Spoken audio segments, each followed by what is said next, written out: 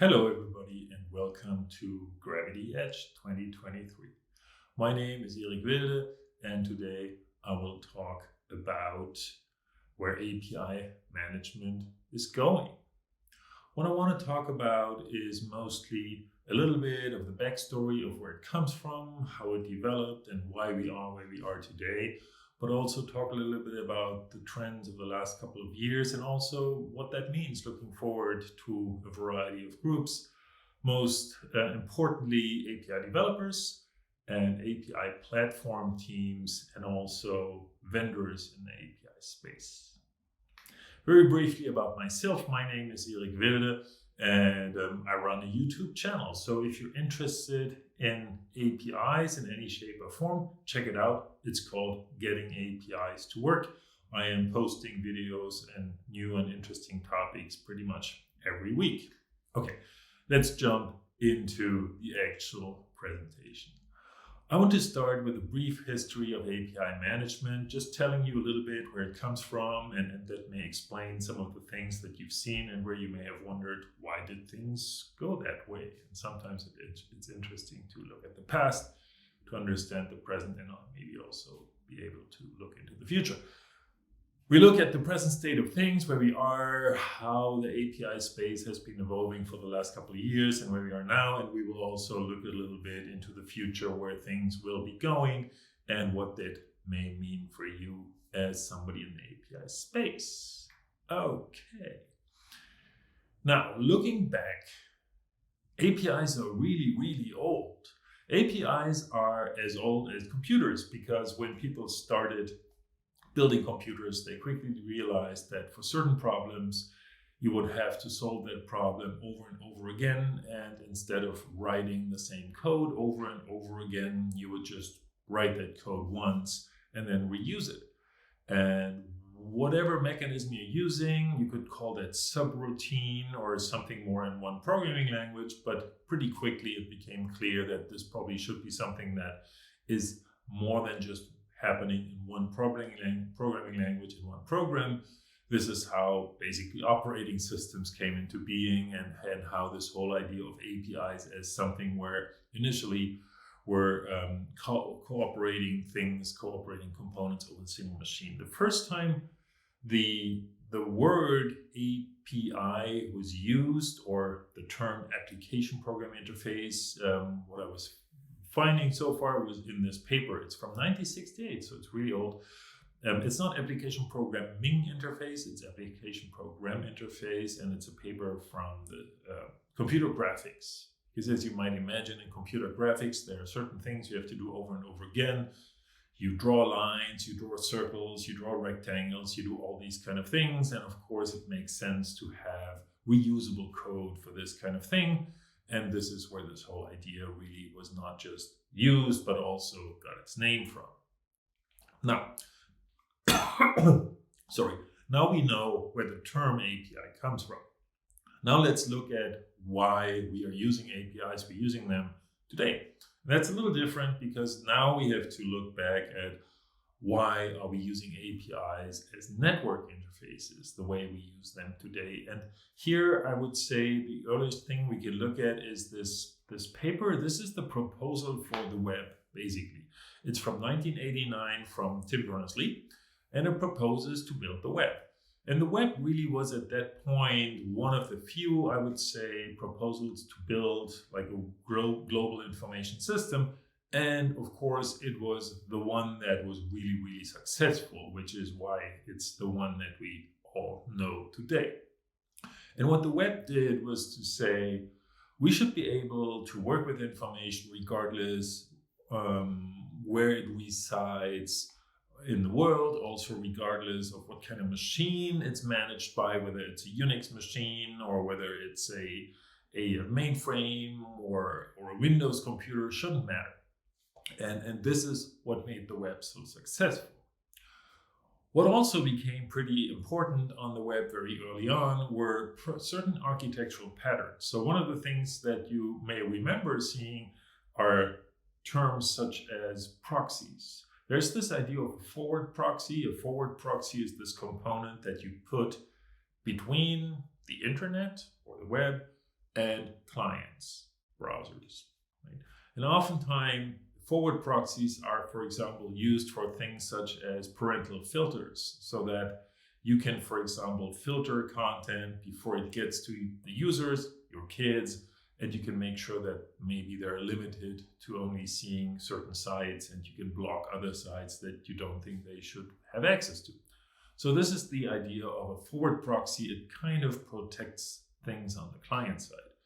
Then we have this concept of a server-side proxy, which is called a reverse proxy. And a reverse proxy is put in front of the server. And it is put there because the people running the server oftentimes want to do things such as limiting access. So, for example, you could say only certain computers can access my server, and you put a reverse proxy in front of it that makes sure that this restriction is enforced.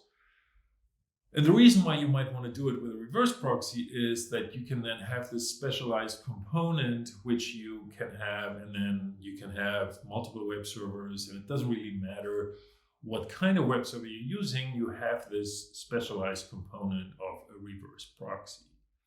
And this is what we have today with API gateways. So basically an API gateway is, in that terminology, nothing but a reverse proxy. We'll get back to that in a minute. But one of the interesting things to think about is, okay, now we have this general idea of APIs, and we also have the web in place, which creates this wonderful global information system.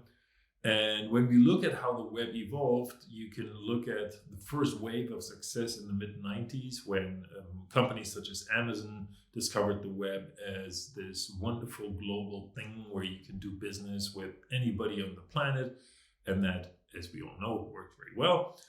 And then in the late 1990s, there were first ideas around making the web more machine-oriented, so that it's not just for human consumers, but also is better for machine consumers.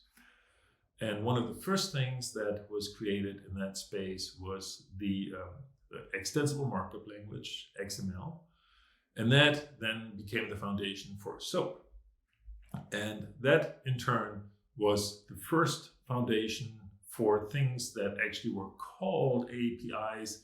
And in the 2000s, in the year 2000, that was the first time when somebody used the term API to refer to a network interface. So not an API on a computer between two things running on the same computer, but an API for two programs on different machines connected by a computer network.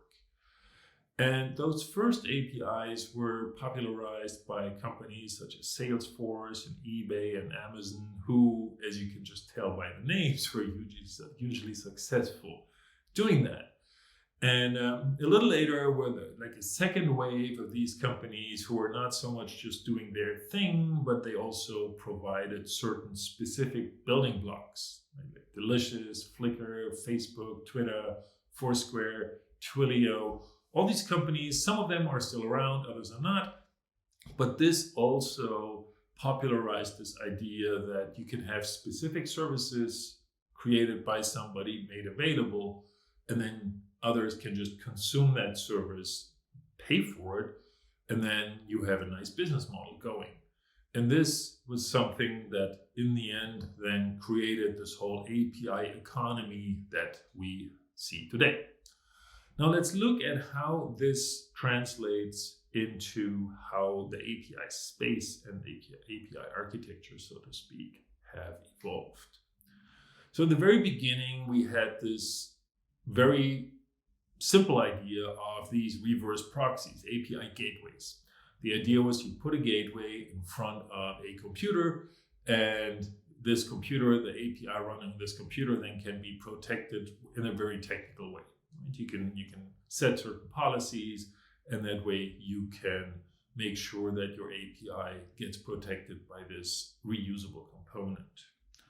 This evolved into something in the kind of mid-2010s, I would say, into something that the vendors termed full API lifecycle management, meaning that it was not just the gateway that was running at runtime for one API, but the goal was also to support more phases of the API lifecycle. So you would have tools for designing, you would have tools for documentation, you would have tools for publishing them on portals, you would have tools for testing, you would have some kind of tools for scaling. And this whole idea that this tool set around APIs should be more comprehensive than just having this gateway for protecting things at runtime was dubbed full API lifecycle management, and was kind of a big trend in the API industry, I would say, in the second half of the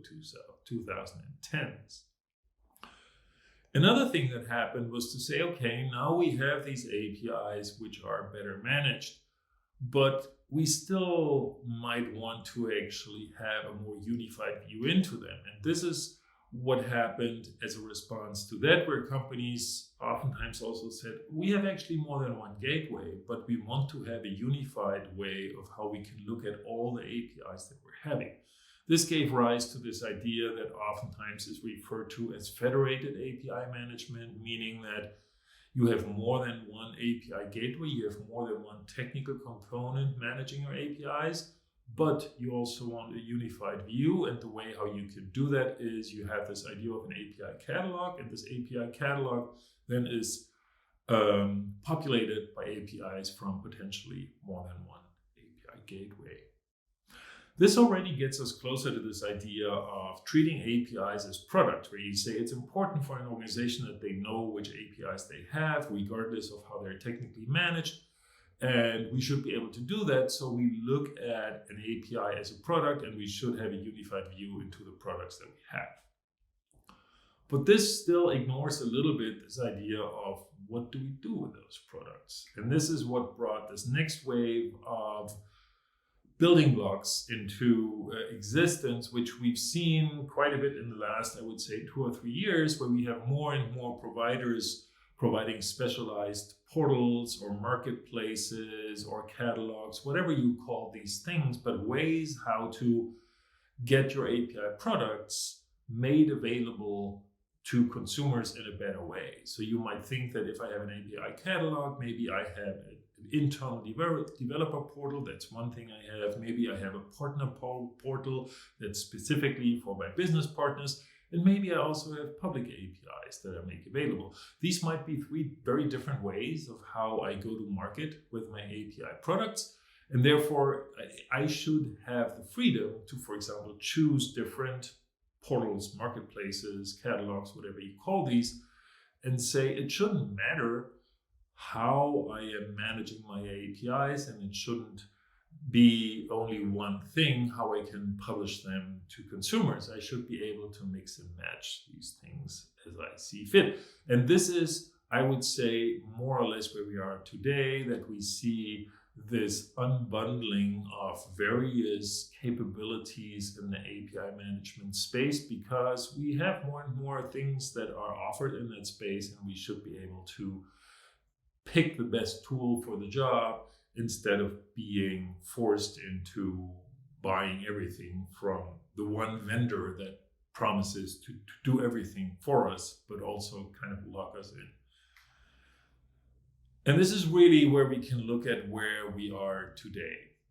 So this idea of this unbundling happening, and also going back a little bit to the idea that a gateway should be a more specialized component and not this one thing that does everything, is something that gave rise to this picture, which I really like. It's by Mark O'Neill, Gartner's main analyst for API management. And his observation is that API gateways have evolved to become more and more heavyweight, because vendors were putting more and more functionality into it, to the point where they were perceived as being too heavyweight, too hard to manage, also sometimes too expensive, because they had all these features, regardless of whether you wanted them or not. And we now see this new crop of much more lightweight API management, API gateways coming along, which allow us to do the core gateway things in a much more effective way. And they don't say that they can do everything. I I mean, they can do everything a gateway should do, but they cannot do everything in the general API space. But that's not the point. They are a specialized component. And I think that's a really nice way of looking at how this space has evolved. And I think there are a lot of good reasons for this evolution. We see more and more API styles. We see REST APIs. We see kind of RPC APIs like gRPC. We see query-based APIs like GraphQL. We see event-based APIs with async API. And all of these are different ways how to solve certain problems with APIs. And for example, it should be possible for an organization to say, we do all of them, or maybe some of them. But there's more and more diversity, and organizations should be able to manage that diversity instead of having to say, I pick one tool which may have a rather opinionated idea of what it does and what it doesn't do. We also have more and more deployment models. We have traditional deployments. We have more and more microservices. We have on-premise clouds. We have public clouds. We have mixed deployments in that space. So things are getting more complicated in terms of how you deploy your code that provides APIs. So that should be taken into account. We also have typically a larger and larger set of API users, where we have business users, maybe more and more, hopefully, I would say, who are looking at APIs. So not just developers. We also probably have more and more partners who are interested in integrating with us through our APIs. So that's also changing. And we also have a growing landscape of service providers. We have more and more tools that become available, and it makes a lot of sense to be able to use those tools. And just as very brief examples, I have videos for all of these. Feel free to search for them if you're interested for what these tools are and can do. I have picked 3 just to tell you a little bit of the story, how the space evolves. The first one I hope most of you are already using is API linting. This idea that you can take your open API descriptions, or generally speaking API descriptions, and check them against guidelines. And when you do that, you make it easier for your API designers to create APIs that conform with some guidelines. So it's easier for them, and also it doesn't take them as long to fix things because they get feedback very early on. So API linting is very useful, and it's something that more and more organizations are using today. The second example of tools that are available is a little bit more advanced. I'm curious how many of you are using API mocking.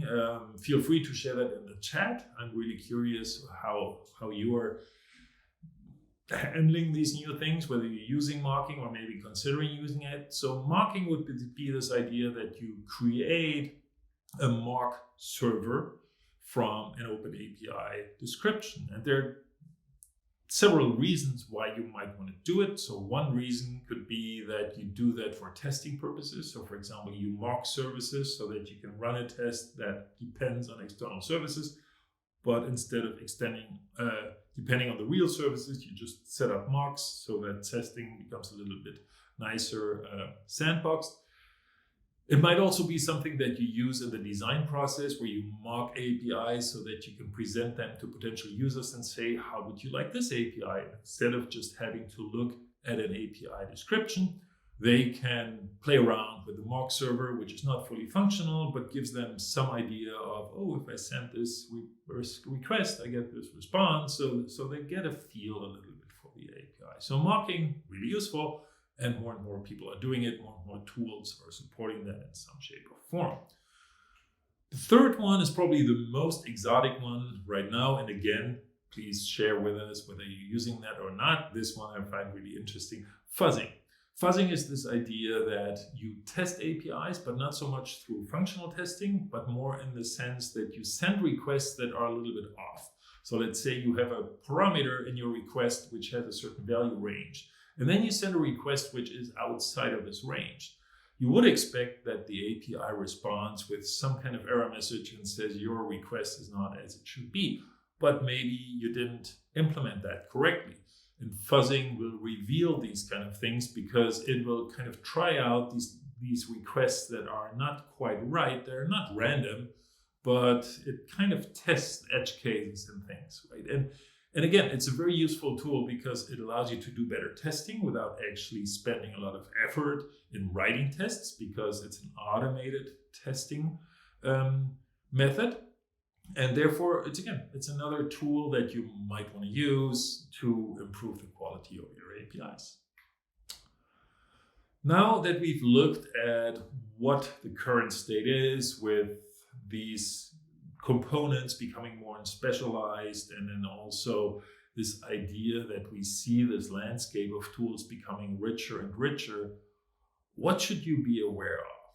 So in my mind, one of the things to really be aware of is just that the API landscape itself is just growing constantly. The 3 tools I just talked about are just some examples of API tools which are available in general. And I think anybody in the API space should be aware of how the space evolves. Of course, you cannot follow all developments. So this here is a wonderful picture created by API Days and a Platformable.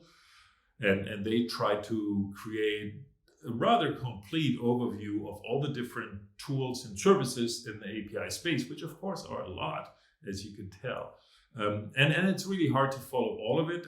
I don't think anybody can really fully follow all of it, but at least from time to time, trying to find out, are there any new things? Is there anything out there that might be interesting for me? Because it might just be good for you to use those new things. So be aware that this is a very dynamic space, and it may be worth your while to just look at how it evolves.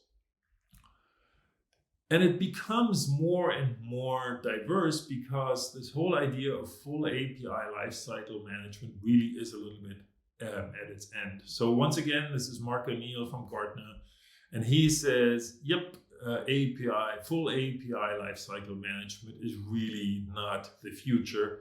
And I had to quote this one because he actually mentions me, and if a Gartner analyst mentions you milk it, which is what I'm doing.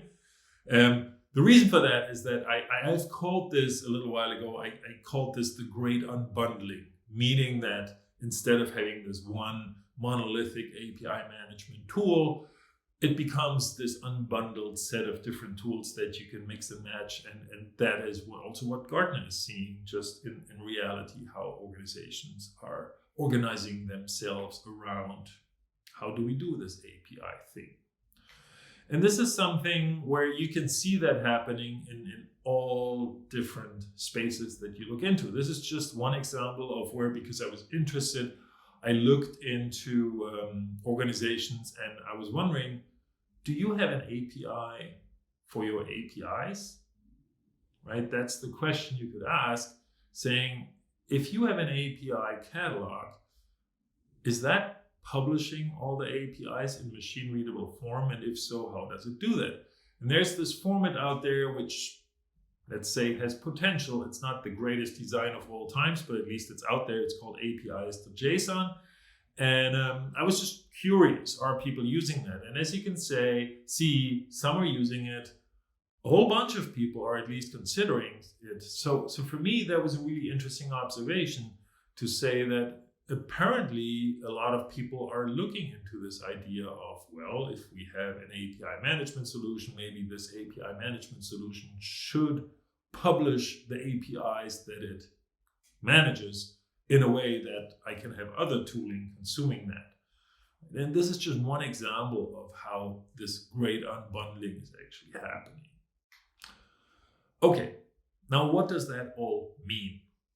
And this is how I want to end this talk. And I have split that into 3 different pieces of advice. The first one is for API developers. If you are an API developer, I think you should always learn about API trends and tooling. So you don't have a lot of time, but spend a little bit of time just observing the space. Subscribe to my YouTube channel. But however works for you. But just spend a little bit of time trying to keep an eye on the pulse of how that space evolves, because there might be some tooling popping up that would help you a lot. And finding out about that tooling, that could be very useful. Also, maybe then you should actually start using that tool and also start saying, in your organization. Hey, we should all use that tool. It's really, really useful, and it has made me much more effective because I don't have to do this now anymore because the tool does it for me. And that kind of thing then naturally would trigger a conversation oftentimes with the platform team or with whoever is managing your API platform, which is this place where hopefully there is shared tooling, and this is the place where things supposedly support developers. So let's move on to the platformers, the platform teams. If you're a platform team, then it really would help a lot if you build and design your platform to be open and evolvable, so that if somebody in your organization, for example, discovers a new tool, you can very easily go and say, okay, we're supporting that tool now. Everybody is free to use it, or maybe you would say everybody has to use it.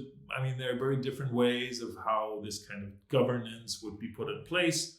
That's not really the topic of today's talk, but at least from a technical perspective, it's important that you can easily do that. And also for the platform teams, of course, you also need to observe the landscape and understand what's going on there. And because you want those tools to be easily combinable, to be good team players, make sure that you focus on tools that are good at playing in this kind of combined setting, where, for example, you can easily insert a tool into a pipeline, and it will do that easily because it has been designed for automation, and it's not just a UI-driven tool. Right? So that, in my mind, also is important. And that brings me to the last piece of advice that I have for API vendors. And in that case, particularly, I would like to say, hey, API vendors, you should drink your own champagne. Right? If you're in the API space, then I think you should build tools that actually are API first and that have good APIs and that are good team players. If somebody tries to combine your tool and another tool, right? So they should be easily automatable. They should be good for automation. They should be good for integration because they have APIs. And I think that's really the main guidance or the main advice I would have for API vendors, to really make sure that the great unbundling is something that you are prepared for.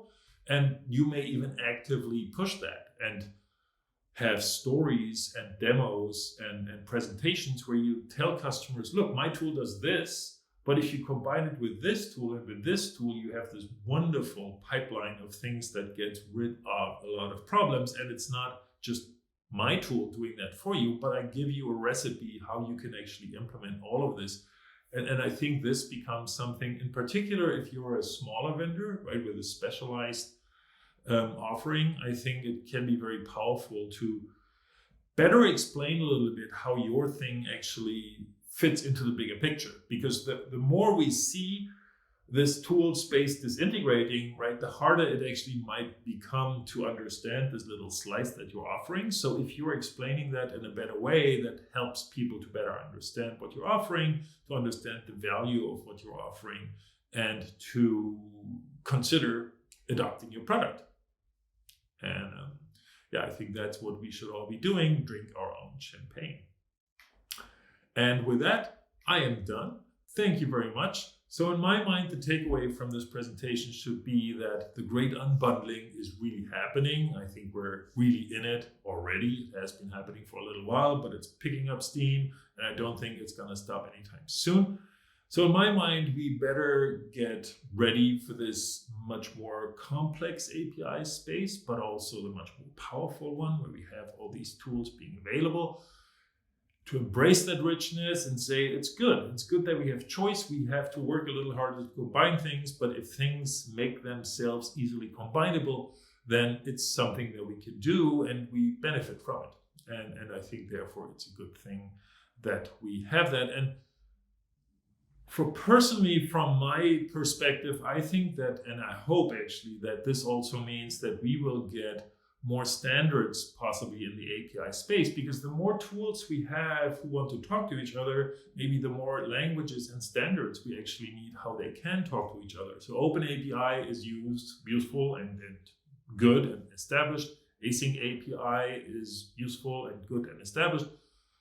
But maybe we need more. Maybe we need richer information to be interchanged between those tools. My guess is that yes, that is the case. And my guess is that we will see new standards popping up as a response to this great unbundling. Well, we'll see. And with that, I'm really done. Thanks a lot for listening.